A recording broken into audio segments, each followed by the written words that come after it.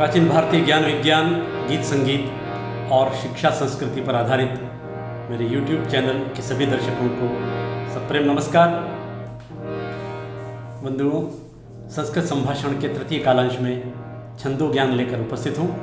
आइए छंद के अंतर्गत संस्कृत श्लोक कैसे गाते हैं, संस्कृत श्लोक किस प्रकार विभिन्न लय, अति, गति, आरोह, अवरोह और राग में कैसे उसका धारा प्रवाह उच्चारण करें, क्योंकि श्लोक संस्कृत की आत्मा है, अतः इसके गान की प्राचीन परंपरा है।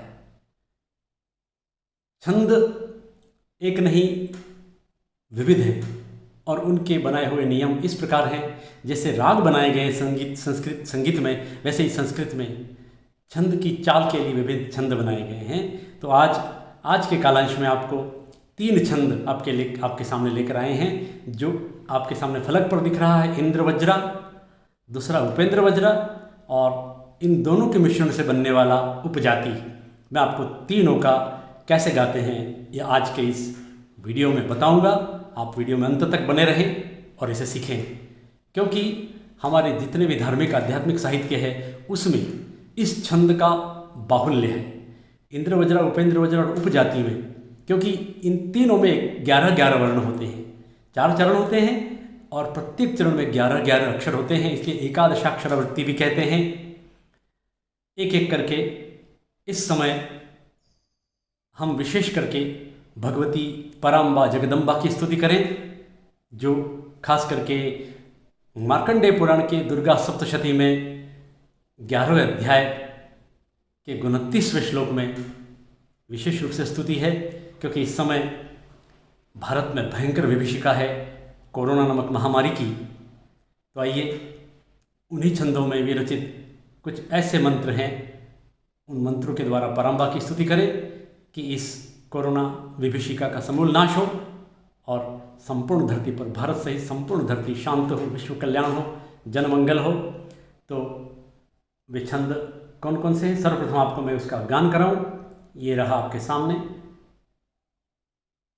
मार्कंडेय पुराण की दुर्गा सप्तशती जो 700 श्लोक हैं, उसमें 11वें अध्याय का 29वां श्लोक, पूरा 11वां अध्याय देवी स्तुति के नाम से है। और देवी स्तुति जब माँ जगदम्बा शुंभ का वध करती है, तो शुंभ के वध के उपरांत सभी देव मिलकर महामाया की स्तुति करते हैं। वो श्लोक आपके फलक पर दिख रहा है। आइए मेरे साथ गाएं। मैं इसका पूरा क्या इसका विधान है आपको आज के वीडियो में बताऊंगा। रोगान शेषान अपहंसि तुष्टा, रुष्टा तु कामान सकलान अभीष्टान, त्वामाश्रितानां न विपन्नराणां, त्वामाश्रिताः याश्रयतां प्रयान्ति।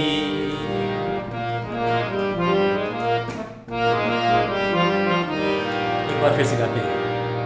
अब मैं विग्रह करके गा रहा हूँ, इसको ध्यान देंगे आप, संधियाँ तोड़ करके। रोगान अशेषान अपहंसि तुष्टा, रुष्टा तु कामान सकलं अभीष्टान, त्वामाश्रितानां न विपन्नराणां, त्वामाश्रिताः ह्याश्रयतां प्रयान्ति। मंत्र यदि सही उच्चारण पूर्वक गाया जाए तो वो अपना फल देता है। पहले इस मंत्र का अर्थ देखें, क्या है देखें। माँ भगवती से सभी देव मिलकर प्रार्थना करते हैं, हे माँ, अशेषान रोगान अपहंसी यदा त्वं तुष्टा भवसी। हे माँ, जब तुम तुष्ट रहती हो, संतुष्ट रहती हो, प्रसन्न रहती हो, तो सभी रोगों का नाश कर देती हो। रुष्टा, यदा रुष्टा सकलान कामान अभिष्टान अपहंसी। लेकिन यदि आप जब रुष्ट हो जाती हैं तो सभी कामनाओं को और सभी अभिष्टों का नाश कर देती हो, अपहंसी, विध्वंस कर देती हो। तुष्ट होने पर रोगों का नाश करते हो हे माँ, और रुष्ट होने पर सभी अभिष्टों का हे माँ, हे जगत जननी, हे अम्बे, हे अंबिका। त्वाम आश्रितानां न विपन्नराणाम, आपका आश्रय लिए हुए लोग विपन्नराणाम न, विपन्न नहीं रहते। आपका आश्रय लेने वाले लोग विपन्न नहीं रहते हुए त्वाम आश्रिता ही आश्रयताम प्रयांति, आपके आश्रय में आने वाले लोग ही आश्रयताम प्रयांति, आश्रयता देने लग जाते हैं, उतने समृद्ध, उतने सशक्त हो जाते हैं कि आपकी शरण में आए हुए लोग दूसरों को शरण देने में समर्थ हो जाते हैं, कभी विपन्न नहीं रहते हैं। तो हम आज के इस तृतीय कालांश में माँ भगवती से यही प्रार्थना फिर से करें कि उनके वो प्रसन्न रहें और तुष्ट रहने की स्थिति में जो इस समय धरती पर महामारी है उसका वे विध्वंस करें। आइए इस श्लोक का क्या विधान है आपको बताते हैं। आप देख रहे हैं इसके ऊपर ये मैंने गण लिखे हैं, लघु और गुरु। गुरु के लिए आप देख रहे हैं एक अवग्रह के रूप में वक्र रेखा है, जिसको आजकल विद्यार्थी एस कह देते हैं। ये अंग्रेजी का एस नहीं है, इसको हम वक्र रेखा कहते हैं। अवग्रह के समान है, ये दो का प्रतीक है, अर्थात दीर्घ मात्रा। गुरु दो मात्राएं हैं और जो एक है खड़ी मात्रा है जिसे आप देख रहे हैं वह एक मात्रा है, ह्रस्व दीर्घ। ह्रस्व को लघु, दीर्घ को गुरु। ये क्या है, कैसे पहचानते हैं, इसका अपना विधान मैं आपको बताऊंगा। लेकिन ये कैसे लगाते हैं तो ये सामान्य है। ह्रस्व मात्रा पर लघु और दीर्घ मात्रा पर गुरु, ये जो अवग्रह वक्र रेखा का निशान लगा करके आप उन तीनों को एक कर देंगे। तीन मात्राएं मिलकर के एक गण बनता है। और वो कौन सा गण है? तगण तगण तगण तगण तगण जगण। आप यहाँ 4 चरण हैं। मंत्र 2 पंक्तियों का है किंतु इसमें 4 चरण हैं और चारों चरणों में 11-11 अक्षर हैं। उन 11-11 वर्णों में 3-3 गण हैं, एक समान है, 3-3 गण। ततज ततज ततज और अंत में 2 गुरु हैं। ये स्यादिंद्र वज्रा यदितौ जगौग, स्यादिंद्र वज्रा यदितौ जगौग, ये इसका लक्षण है। इस लक्षण को भी वैसे ही गाएं तो आप इस पर अभ्यास कर सकेंगे और इसके सभी नियमों का। इस छंद में यति गति का कोई विशेष नियम तो नहीं है जैसे अन्य छंदों में होता है। जैसे मंदाक्रांता है, वसंत तिलका है, तो शिखरिणी है, रसई रुद्रेश छिन्ना। तो ये जो संख्या प्रतीकात्मक शब्द हैं, रसई रुद्रई, तो रस कितने? 6 लौकिक रस, रुद्र 11। तो 6 और 11 पर यति, अल्प विराम, थोड़ा सा रुक करके फिर आगे बढ़ना है। ये गाने का, श्लोक गान का एक अपना अभ्यास है। तो इसमें इंद्रवज्रा, उपेंद्र वज्रा और उपजाति तीनों में 11-11 अक्षर होते हैं। आज के इस वीडियो में आप देखेंगे इन तीनों का एक ही तरीका है गाने का, लेकिन मंत्रों में कैसा भाव है उनको लेकर के उसका राग परिवर्तित किया जा सकता है। तो इस मंत्र में इसका क्या विधान है आइए देखते हैं। इसको प्रारंभ से देखते हैं। ये छंद ये है इंद्रवज्रा, 11 अक्षरावृत्ति। अभी मैंने कहा था इसका लक्षण है ये स्यादिंद्र वज्रा यदितौ जगौग। इसको गाते हैं। स्यादिंद्र वज्रा यदितौ जगौगः, स्यादिंद्र वज्रा यदितौ जगौगः। इसमें घटित हो रहा है स्यादिंद्र वज्रा यदितौ जगौ। पहले बताया इस छंद का नाम इंद्र वज्रा क्यों है? क्योंकि इसके अक्षरों की बनावट इंद्र के वज्र जैसी है। इंद्र के वज्र की तरह इसकी बनावट और इसका नाम इंद्र वज्रा। और आप देख रहे हैं इसमें यदि तौ जगौगः से तात्पर्य है तौ जगौ, अर्थात तौ से 2 तगण, ज से 1 जगण और गौ से 2 गुरु। ठीक है ना? तो एक गण में 3 वर्ण रहते हैं, 3 या 9 और अंत में 2 गुरु। इस तरह से 11-11 वर्ण वाला यह छंद एकादशाक्षरावृत्ति कहलाता है। यहाँ तक कि यही नहीं, उपेंद्र वज्रा और उपजाति, उपेंद्र वज्रा और इंद्र वज्रा में क्या अंतर है ये आगे बताएंगे, क्योंकि बहुत सारे श्लोक हमारे इन्हीं छंदों में रचे हुए हैं धार्मिक आध्यात्मिक साहित्य में। तो यहाँ तक कि ये कवियों का बहुत प्रसिद्ध छंद रहा है इंद्र वज्रा और उपेंद्र वज्रा और उनसे निर्मित उपजाति। तो आइए आज के इस कालांश में गण को कैसे देखें, गण क्या है। एक बहुत सरल उसका सूत्र है, यह रहा आपके सामने, यमा तारा जभान सलगा। इस सूत्र को याद कर लें, बहुत सरल है, यमा तारा जभान सलगा। वैसे आपको बता दिया जाए कि विधान अगर विधि पूर्वक इसको कहा जाए तो इसका मूल श्लोक ये रहा जो आप देख रहे हैं, वर्णात्मको गणः मस्त्रिगुरुस्त्रिलघुश्च नकारो भादि गुरु पुनरादि लघुर्यः जो गुरु मध्य गतो रल मध्य सोंत गुरु कथितोंत लघुस्तः। ये इसका वास्तविक विधान है। जो विद्यार्थी परीक्षा की दृष्टि से, प्रतियोगी परीक्षा की दृष्टि से देखते हैं, उनको ये वीडियो अवश्य देखना चाहिए कि इनका विधान करने वाला वास्तविक वो पद्धति या स्वरूप वर्णात्मक गण का वो ये रहा, फलक पे दिख रहा है आपको, गण, लक्षण और उनके चिन्ह। तो मगण कहने पर मस्त्रि गुरु इति मगण, तीन गुरु ये मगण कहलाता है। मगणे त्रिगुरु वर्णः भवन्ति, त्रिलघुश्च नकारो नगणे त्रिलघु वर्णः भवन्ति। भादि गुरु, भगणे आदि गुरु आदि वर्णः गुरु अन्य द्वौ वर्णौ लघु भवतः। आदिर्लघु, यगणे आदि वर्णः लघु अन्य द्वौ वर्णौ गुरु भवतः। जगणः जो गुरु मध्य गतो जगणे मध्यमो वर्णः गुरु आदि अंतिमो लघु भवतः। लेकिन में परिवर्तन देखिए, सब में अलग अलग है, कहीं भी कोई आवृत्ति नहीं हो रही है। रगण देखें, रल मध्य अर्थात रगणे मध्यमो वर्णः लघु आदि अंतिमो वर्णौ गुरु भवतः। सगण सोअंत गुरु, सगणे अग्रिमो वर्णौ लघु अंतिमो वर्णः गुरु भवति। और तगण है अंत लघुस्तः, तगणे अग्रिमो वर्णो गुरु अंतिमो वर्णः लघु। तगण में तारा जब होता है ना, इस आपको ये इसका वास्तविक स्वरूप है। यदि आप सरल तरीके से देखना चाहें तो इस यमा तारा जभान सलगा को याद कर लें और इसको इस तरह से देखें। एक लघु उपाय है, अब यहाँ लिखा हुआ है कि गण स्वरूपम लघुना उपायेन ज्ञातुम अपि शक्यते। इस लघु सूत्र से भी कहा जा सकता है यमा तारा जभान सलगा। इसको कैसे करेंगे हम, तीन तीन के साथ इसको जोड़ देंगे, यमाता फिर मातारा फिर ताराज जभान भानस नसल सलगा।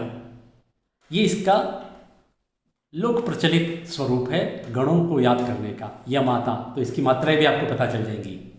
यमाता में पहली ह्रस्व अंतिम दो गुरु, मातारा में तीनों गुरु, ताराज में पहली दो गुरु तीसरी लघु,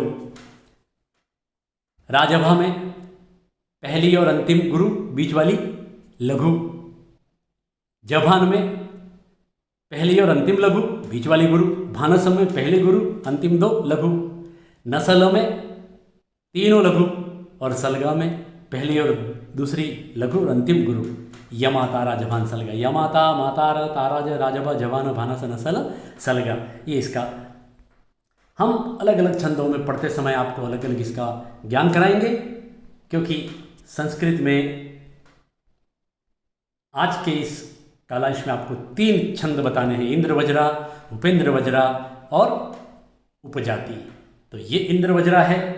आप देखें कि संस्कृत में एक नियम है कि संयुक्ताद्यम दीर्घम विसर्ग अनुस्वार सानुस्वारम विसर्ग, इसको कि जो संयुक्त अक्षर है, यदि संयुक्त अक्षर के पहले वाला अक्षर यदि लघु हो तो गुरु कर दिया जाता है, ह्रस्व हो तो दीर्घ माना जाता है।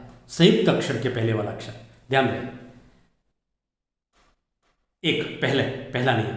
दूसरा, अनुस्वार सहित और विसर्ग सहित अक्षर भी गुरु माना जाएगा। ह्रस्व के लिए आप देखेंगे कहीं कोई नियम देखने की जरूरत नहीं है। किंतु ये 3 बातें ध्यान रखेंगे।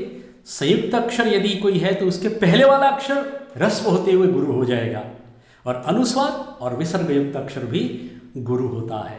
अब आप देखें इस मंत्र में, इंद्रवज्रा छंद में, ततज तो जब रोगान शेषान अपहंसि तुष्टा, ये जो मंत्र है उसमें रो गुरु कर दिया हमने, स्वाभाविक है, रो गुरु है, गा भी गुरु है, नहर्स्व है तो उस पर एक मात्रा लगा दी, तो इस तरह से गण बन गया।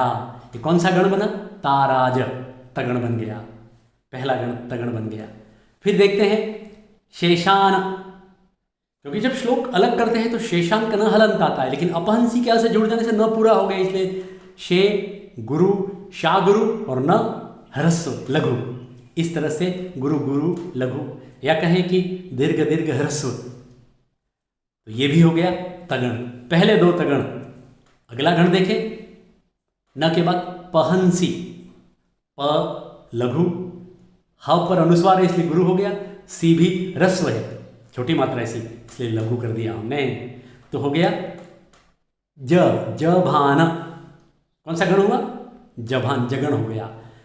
तो इस तरह से इंद्रवज्रा की पहचान है, चारों चरण यदि गुरु से प्रारंभ होते हैं तो वो इंद्रवज्रा है।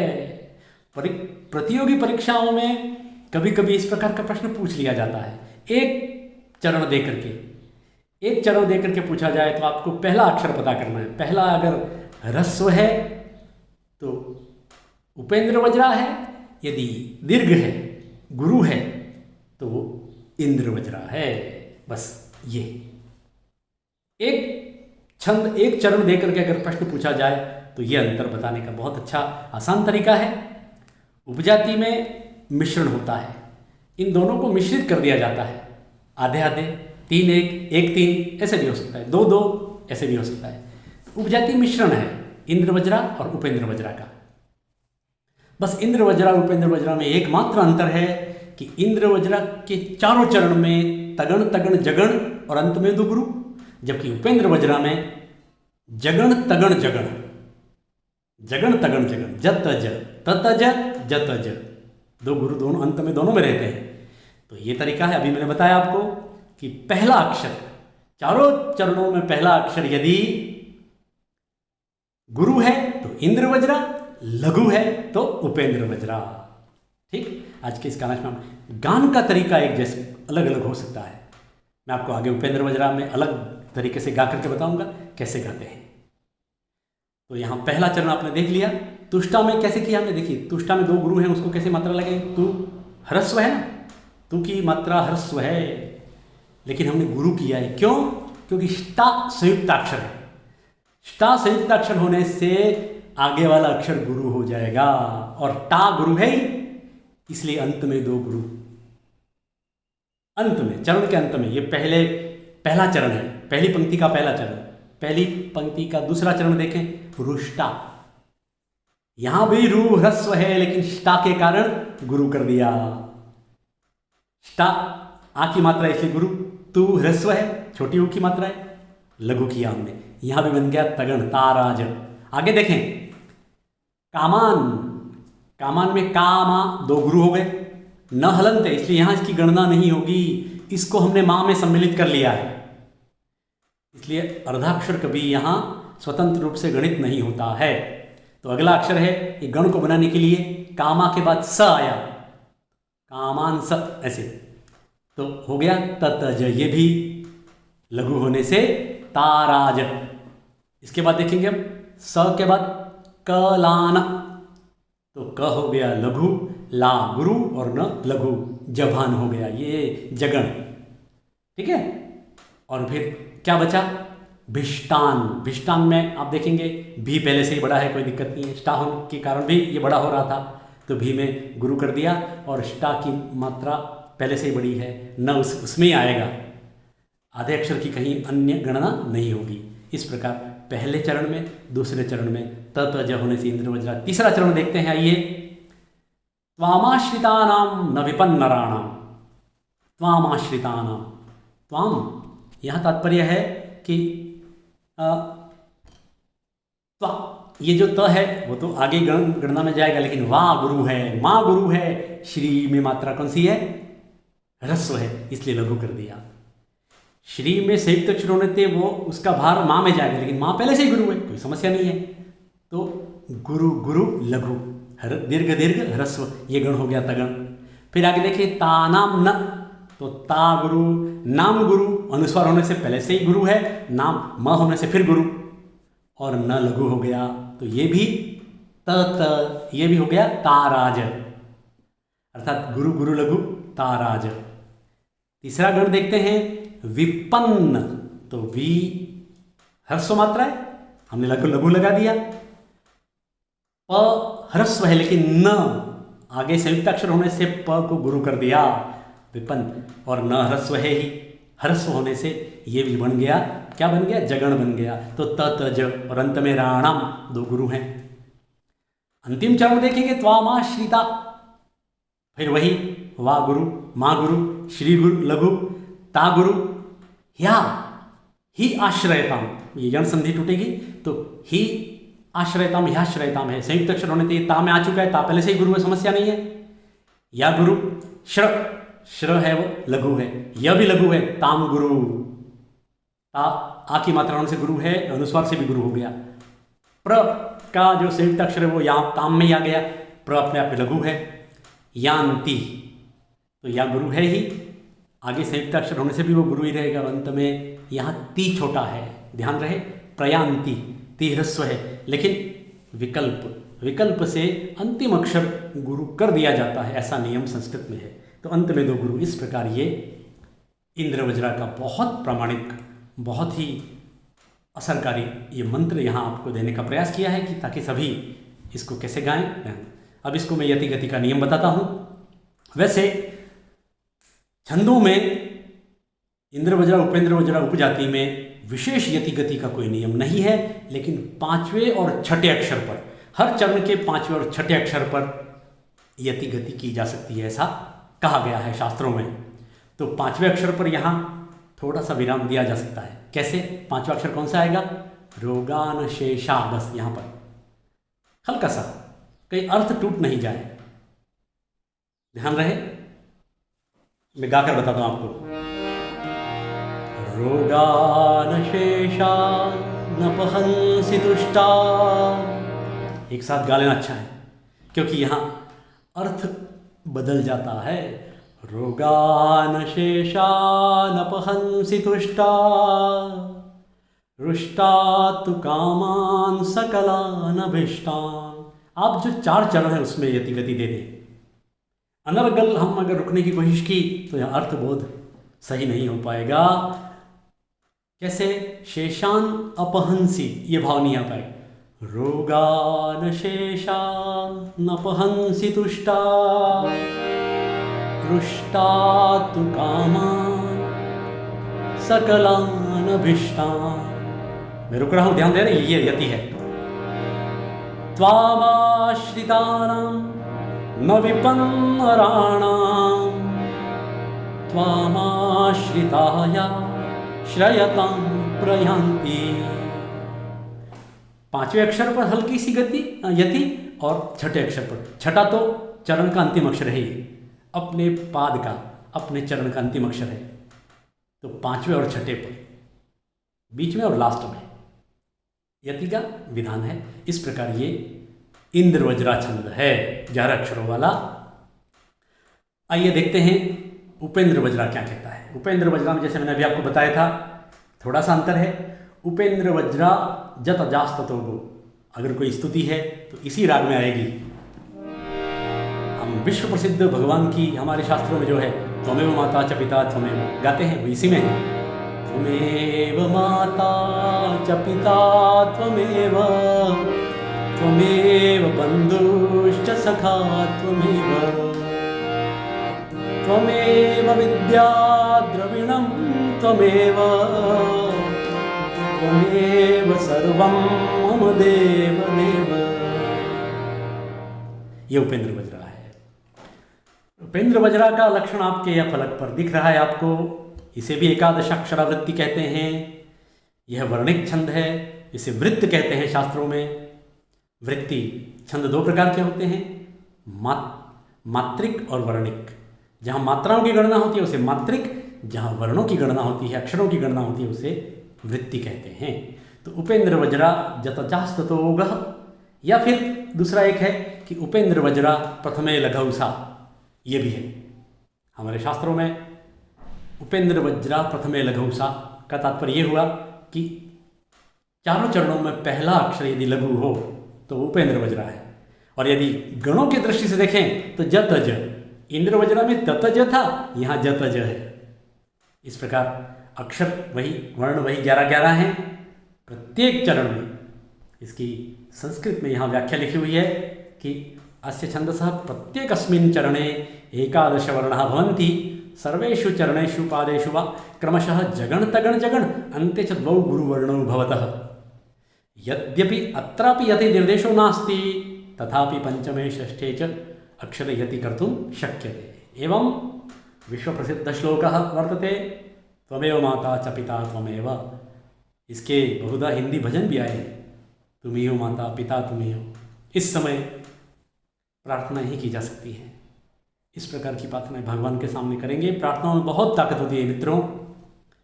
यदि हम सही उच्चारण में सही आत्मबल की वृद्धि होती है, इष्ट में दृढ़ता आती है, और हमारे अंदर जो नकारात्मकता है वो सकारात्मकता में परिवर्तित होती है सही उच्चारण करने से, सही भाव से गाने से। हमारे शरीर के जो हार्मोन हैं वो बैलेंस रहते हैं। जो नकारात्मक हार्मोन हैं वो अपना प्रभाव नहीं दिखा पाएंगे और हम जागरूक रहेंगे हर क्षण। तो आइए इसमें क्या अंतर है देखें। अब आप फलक पर उपेंद्र वज्रा का उदाहरण देख रहे हैं। त्वमेव माता च पिता त्वमेव, त्वमेव बंधुश्च सखा त्वमेव। इसके चारों चरणों में आप देखें, इसके पहले में वाले में ततज था, यहाँ जतज है। पहला अक्षर लघु है चारों चरणों में। देखें फिर से एक बार, इसमें आपको मैं वर्णों की गणना करते हुए हमने गण चिन्ह कैसे लगाए हैं इसमें बता दें कि त्वमेव, ये जो त्वमेव का त आधा है ये आगे चला गया, इसलिए यहाँ केवल व को गिनना है, व लघु हो गया। मैं गुरु है, व लघु, तो इस प्रकार ये लघु गुरु लघु अर्थात जभान जगण हो गया। और माता च, तो गुरु गुरु लघु, मातार मातारा अर्थात मगर ताराज, क्षमा कीजिए ताराज हुआ। माता च को गणना करने की दृष्टि से मगर मातारा हुआ। पीतात्व इसकी गणना करेंगे हम तो पी ह्रस्व है, ता दीर्घ है, और त्व का त यहाँ गया इसलिए वह वही रहा, तो वह लघु है, ह्रस्व है, उस पर हमने एक मात्रा लगाई। मैं गुरु है और वह ये अंतिम पाद का मतलब चरण का अंतिम अक्षर है। इसको विकल्प से लघु हो तो गुरु किया जा सकता है, इसलिए यहाँ वह लघु होते हुए भी गुरु कर लिया गया है। ये चारों चरणों में यही है, जतज जतज जतज जतज। उपेंद्र वज्रा जतजास्ततो गो। तो गाने का तरीका वही है, थोड़ा सा भाव से गाएं तो इस प्रकार ये आएगा। कैसे? त्वमेव माता च पिता त्वमेव, त्वमेव बन्धुश्च सखा त्वमेव, त्वमेव विद्या द्रविणं त्वमेव, त्वमेव सर्वं मम देव देव। शुद्ध चारों चरणों में पहला अक्षर लघु होने से, पहला गण जगण होने से ये उपेंद्र वज्रा हुआ। उपेंद्र का तात्पर्य है विष्णु, विष्णु का वज्र, विष्णु के वज्र के समान जिसके अक्षरों में वो प्रवाह है अक्षरों का, तो उपेंद्र वज्रा हुआ। आइए उपजाति देखें। उपजाति छंद, क्योंकि इंद्र वज्रा और उपेंद्र वज्रा के मिश्रण से ही बनता है उपजाति, तो राग गाने का तो यही रहेगा। हमारे बहुत सारे शास्त्रों में बहुत से उपेंद्र वज्रा का प्रयोग किया है, हाँ उपजाति का प्रयोग किया है। तो उपजाति को हम कैसे गाएंगे आपको बताते हैं, समझे कैसे इसको। तो इसका लक्षण है, उसको भी इसी तरीके से गाएं। अनंतरोदीरित लक्ष्म भाजौ पादौ यदीयावुपजातयस्तः इत्थं किलान्यास्वपि मिश्रितासु वदन्ति जातीष्विदमेव नाम। देखिए इसका क्या अर्थ हुआ कि अनंतरोदित लक्ष्म भाजौ पादौ यदि यौ उपजातयस्ता, अर्थात ये हुआ कि जब एक से अधिक चरणों को एक श्लोक में मिला दिया जाता है, इंद्र वज्रा और उपेंद्र वज्रा को एक श्लोक में मिला देते हैं तो उसे उपजातयः ता उपजातयः द्वौ पादौ, अर्थात एक इंद्र वज्रा का एक उपेंद्र वज्रा का यदि मिला दिया जाए तो उपजातयः ता उपजातयः, उसे उपजाति वृत्त कहते हैं। दूसरी पंक्ति देखें इसको, इत्थम किलान्या, किल अन्यासु अपि मिश्रितासु, इत्थम इस प्रकार, किल निश्चित ही, किल का मतलब निश्चित ही, अन्यासु अपि मिश्रितासु जातिषु इदम नाम एव वदन्ति, अर्थात जब अन्य वृत्त भी एक ही श्लोक में मिला देते हैं, इंद्र वज्रा उपेंद्र वज्रा ही नहीं दूसरे भी, तो कहीं कहीं वंशस्थ में किया ऐसा, कई कवियों ने किया है कि अन्य वृत्त भी इसमें मिला देते हैं तो उसे फिर उपजाति कहते हैं। यहाँ हम उपजाति का इंद्र वज्रा उपेंद्र वज्रा वाला ही भाव देखेंगे और कोई वृत्त इसमें नहीं मिलाएंगे। तो उपजाति का ये आप श्लोक देख रहे हैं, ये श्लोक जो फलक पर दिख रहा है ये महाकवि कालिदास विरचित कुमार संभव महाकाव्य का मंगलाचरण है। तो इस मंगलाचरण के इस श्लोक को बड़ा करते हैं, आपको जूम करके दिखाते हैं, देखें, पहले इसको गाते हैं।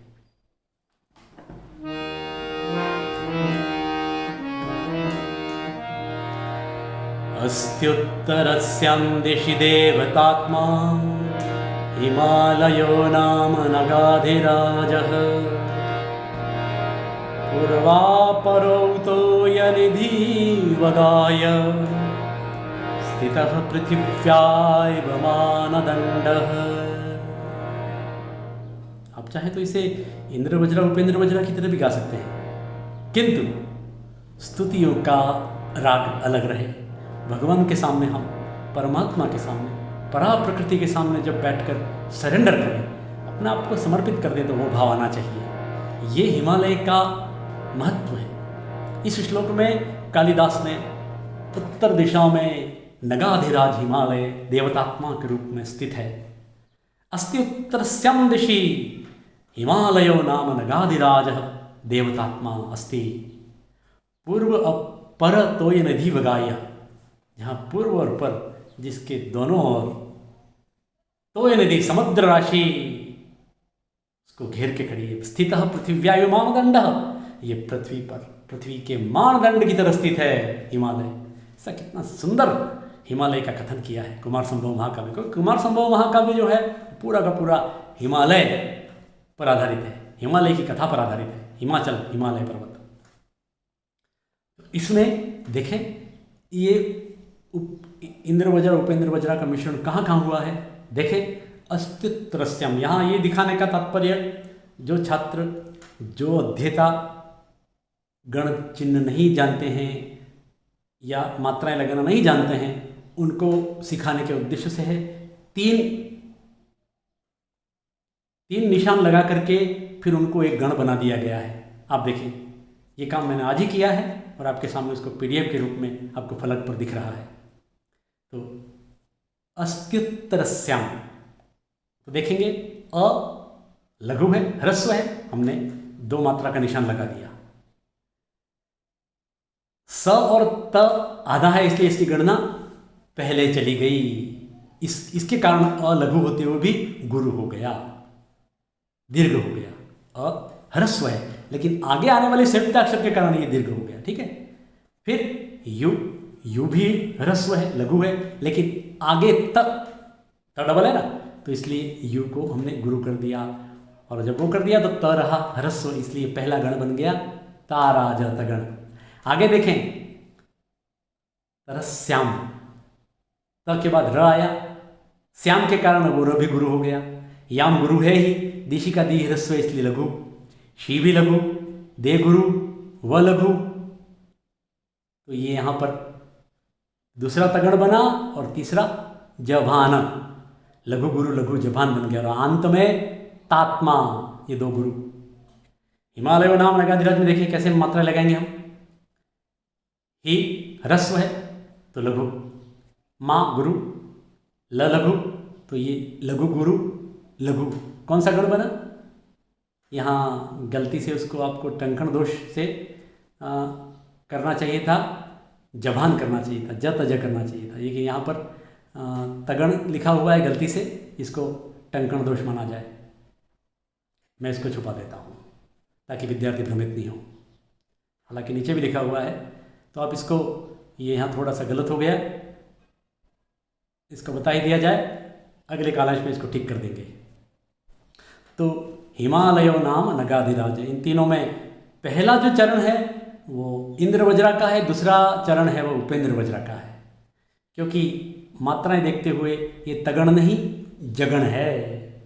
इसी प्रकार चतुर्थ चरण भी देखें आप, चतुर्थ चरण भी जगण है, लेकिन ऊपर थोड़ा सा तगण लिखा हुआ है, इसलिए आप इसको सही कर दें, इसको जगण माने, तो हो गया ज त ज। तो दूसरे और चौथे चरण में ज त ज होने से उपेंद्र वज्रा है, पहले और तीसरे में तगण है, पहला अक्षर, इसलिए त त ज है। तो ये मिश्रण हो गया। चारों चरणों में दो इंद्र वज्रा की, दो उपेंद्र वज्रा की, मिला देने से, मिश्रण होने से इसे हम उपजाति वृत्त कहते हैं। बहुत सारे छंद हैं, बहुत सारी स्तुतियाँ की गई हैं, लेकिन हम बहुधा जो श्लोक गाते हैं वो इन्हीं छंदों में हैं। ध्यान दें आप, पाँचवें छठे पर कैसे रुक करके एक बार करें, तो इस पर मैं आपको बता दूं कि आज का मेरा यही उद्देश्य था, बताना कि जो 3 छंद हैं हमारी संस्कृति के श्लोक गान के, बहुत परिचय के, भाव से गाने के यही छंद हैं। वो पूजा उपासना के बाद हम गाते हैं अक्सर। अभी एक बताया मैंने, त्वमेव माता च पिता त्वमेव। एक और बताते हैं, वो है कायेन वाचा मनसेन्द्रियैर्वा बुद्ध्यात्मना वा प्रकृति स्वभावा करोमि यद्यत् सकलं परस्यै सदा शिवायेति समर्पयामि।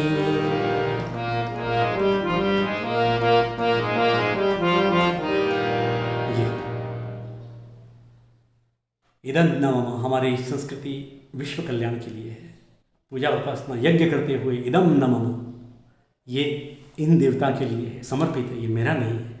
इस प्रकार वसुधैव कुटुंबकम के आदर्श भाव से संस्कृत साहित्य का विरचन किया है, श्लोकों का विरचन किया है हमारे ऋषि मुनियों ने।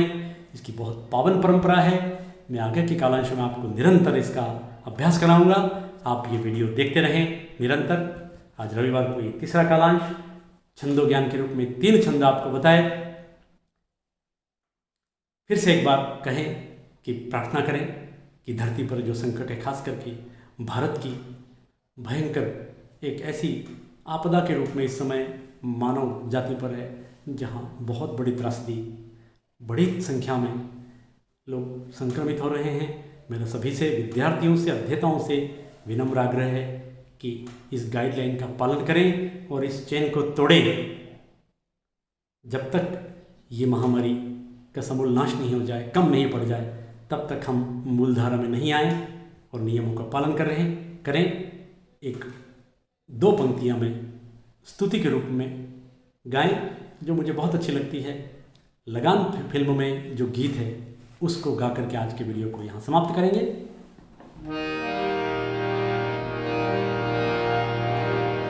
पालनहारे निर्गुण न्यारे, तुमरे बिन हमरा कौन नहीं। हम भी उलझन सुलझाओ भगवन, तुमरे बिन हमरा कौन नहीं। चंदा में तुम ही तो भरे हो चांद चांदनी, सूरज में उजाला तुम्ही से, ये गगन है मगन, तुम्ही तो दिए हो इसे तारे, भगवन ये जीवन तुम्ही न संवारोगे तो क्या कोई सवारे, हो पालनहारे निर्गुण और न्यारे, तुम्हारे बिन हमारा कौन नहीं, हमें उलझन सुलझाओ भगवन, तुम्हारे बिन हमारा कौन नहीं। जो सुनो तो कहे प्रभु जी हमरी है विनती, दुखी जन को धीरज दो, हारे नहीं वो कभी दुख से, तुम निर्बल को रक्षा दो, रह पाए निर्बल से, भक्ति को शक्ति दो, भक्ति को शक्ति दो, जग के जो स्वामी हो, इतनी तो अर्ज सुनो, है पथ में अंधेरे, दे दो वरदान जिया रे, ओ पालनहारे निर्गुण और न्यारे, तुम्हें बिन हमारा कौन नहीं, हम उलझन सुलझाओ भगवन, तुम्हें बिन हमारा कौन नहीं। नमस्कार। जय तो भारतम, जय तो संस्कृतम।